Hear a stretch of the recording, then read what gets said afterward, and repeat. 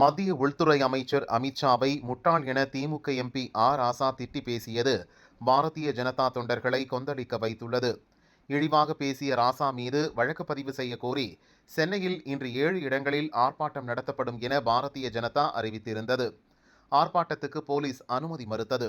இதனால் போராட வந்தவர்களை உடனுக்குடன் குண்டுகட்டாக கைது செய்து போலீசார் பஸ்ஸில் ஏற்றிச் சென்றனர். சேப்பாக்கம் சிவானந்தா சாலையில் ஆர்ப்பாட்டம் நடத்த வந்த 80க்கும் மேற்பட்ட பாரதிய ஜனதா தொண்டர்களை போலீசார் கைது செய்து பஸ்ஸில் ஏற்றினர். தலைமை வகிப்பதற்காக பாரதிய ஜனதா மாநில துணைத் தலைவர் நாராயணன் திருப்பதி கடைசியாக வந்தார். அவர் காரை விட்டு இறங்கியதும் போலீசார் அவரை சூழ்ந்து கொண்டனர். சில போலீசார் தள்ள, சில போலீசார் அவரை இழுத்துச் சென்றனர்.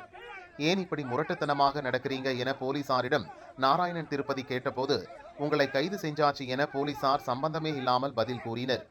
கைது செய்தால் இப்படித்தான் அராஜகமாக நடந்து கொள்வீர்களா? நாங்கள் என்ன கிரிமினலா? காவல்துறை தரம் கெட்டு போய்விட்டதா என கேட்டு போலீஸ் அதிகாரிகளுடன் நாராயணன் திருப்பதி கடும் வாக்குவாதத்தில் ஈடுபட்டதால் பரபரப்பு ஏற்பட்டது.